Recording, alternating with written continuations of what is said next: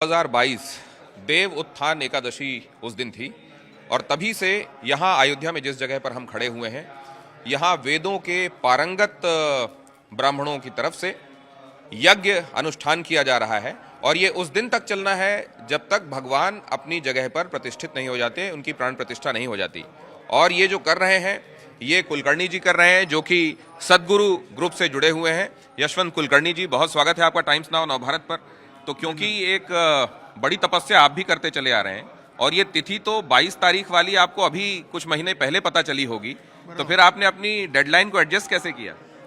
Actually अगर deadline आगे भी जाती है तो ये कंटिन्यू रहता, क्योंकि अयोध्या जो जन्मभूमि है, वो जन्मभूमि में जो मंदिर उभर रहा है उसकी प्राण प्रतिष्ठा होने तक ये मंदिर निर्विघ्न रूप में उभरे, निर्विघ्न रूप में खड़ा हो।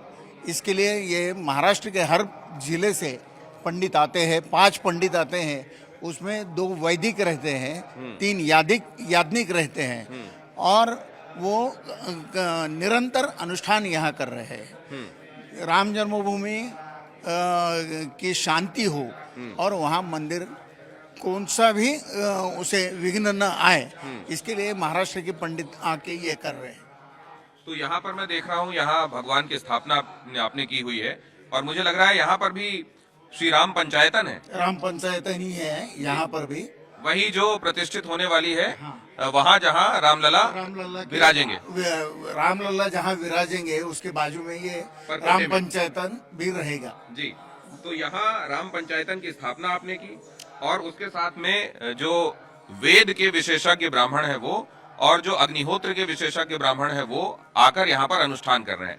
तो अब जैसे आपने 22 फरवरी 22 को शुरू किया, तो क्या आपको अब आवृत्तियां, मतलब क्या कई बार आपका ये था कि उसकी आवृत्तियां बढ़ाते चले जाएंगे तब तक अगर तिथि अभी नहीं आती है, या उसकी आवृत्तियां सीमित कर देंगे अगर तिथि आ जाती है?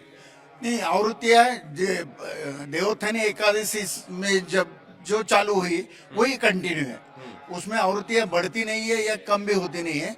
लेकिन अभी चारों वेदों का, ऋग्वेद, यजुर्वेद, सामवेद, अथर्ववेद, चारों वेदों का अनुष्ठान यहाँ हो गया है, पारायण होते जा रहा है।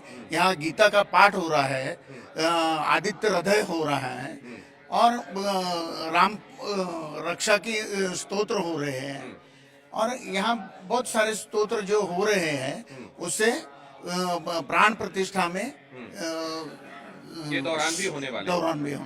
तो राम रक्षा स्तोत्र का पाठ हो रहा है, आदित्य हृदय स्तोत्र का पाठ हो रहा है, जो कि भगवान राम ने तब किया था जब वो रावण पर विजय पाने के लिए आखिरी चरण पर थे, जब उन्होंने नाभि पर तीर मारा था। उसके पहले अगस्त्य मुनि ने ये रचित किया था, अगस्त्य मुनि विरचित ये जो आदित्य हृदय स्तोत्र है उसका पाठ भगवान राम ने किया था उस परम विजय के लिए।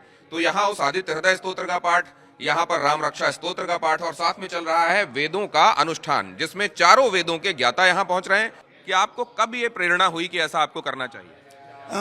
एक्चुअली आप सबको मालूम है 5 अगस्त 2020 को राम जन्मभूमि में अपने पंतप्रधान जी ने यहाँ भूमि पूजन किया था और वो कार्यक्रम आप लोगों के टीवी के माध्यम से हम सब ने देखा और हमारे दिल में आया कि हम भी राम जन्मभूमि के लिए कुछ न कुछ करें। तो पंडित क्या कर सकते हैं? तो पंडित मंत्र बोल के सेवा दे सकते हैं और ये मंत्रों की सेवा, मंत्र समर्पण भावना से यहाँ बोल के यहाँ सेवा दे रहे हैं। मंत्र समर्पण सेवा, ये इस अनुष्ठान को नाम दिया गया है।